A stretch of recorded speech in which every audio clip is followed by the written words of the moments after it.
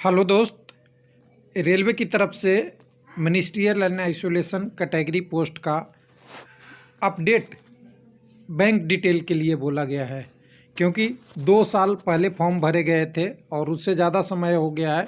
उसमें 2-3 चीज़ें चेंज हो गई होगी। एक तो बैंक मर्जर हो गया है और दूसरा आपने दूसरे के अकाउंट से आपने भरा होगा, पेमेंट किया होगा। तो जैसा कि आप जानते हैं, रिफंड का रेलवे का रूल था कि रेलवे ने एग्ज़ाम के भरते समय पैसे ज़्यादा लिया है, उसको रिफ़ंड करने का इशू इन्होंने बनाया था।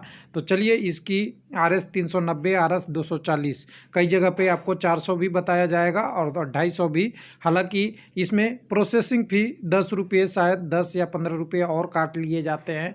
तो कुछ कैंडिडेटों का जिनका 100 रुपये एग्जामिनेशन फ़ीस था उनको 390 और जिनका 250 था उनको 240 के आसपास आपकी वापस आएगी। और एक कैटेगरी वाइज कह सकते हैं, इधर UR और OBC का होगा और इधर SC ST का होगा या और अदर का होगा।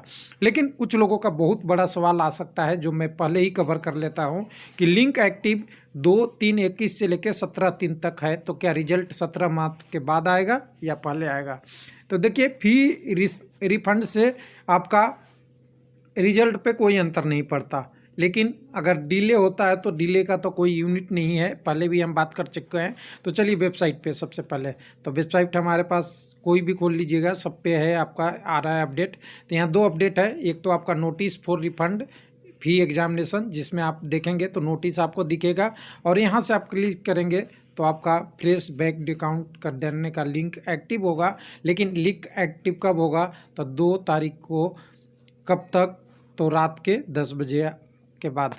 तो चलिए 10 बजे देखते हैं इसको कहाँ है, डेट आएगा। तो इसमें तो अभी ओपन होगा नहीं।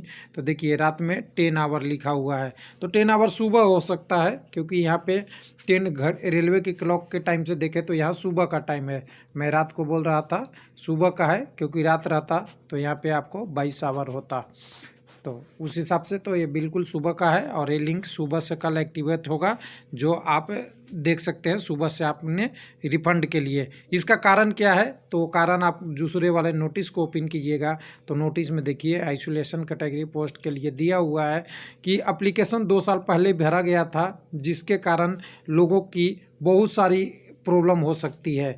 एक तो आपका अकाउंट में प्रॉब्लम हो सकती है, large number payment made from the same account, यानी कुछ लोग कैफे से किए होंगे, वहाँ से बहुत सारी एग्जामिनेशन फीस होगा और कुछ बैंकों का मर्जर हुआ है, जिनसे IFC बैंकों का IFSC कोड भी चेंज हो गया है। तो ये भी दोनों इशू हो सकता है। लेकिन लिंक का देखिए, लिंक यहाँ दिया हुआ है 2 तारीख को 10 AM से शुरू होकर 17/3 के इतना तक होगा।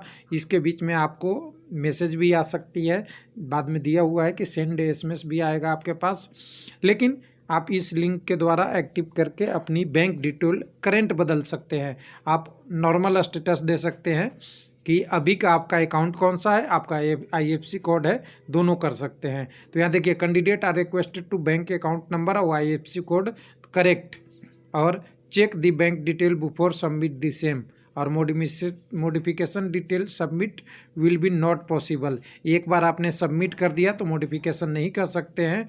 उसके बाद आगे कह रहा है कि RRB shall be not responsible for further failure of fund refund वगैरह वगैरह वगैरह। आपका इंस्ट्रक्शन आ चुका है 1 तारीख का। तो अब लोगों का सवाल है कि जब लिंक 2 तारीख से एक्टिव रहेगा और कब तक रहेगा? 17 तारीख तक। तो क्या 17 तक रिजल्ट नहीं आएगा? तो ऐसा कुछ नहीं है, रिजल्ट पहले भी आ सकता है और अगर RRB इसमें तैयारी करने की रहेगी तो डिले भी हो सकता है।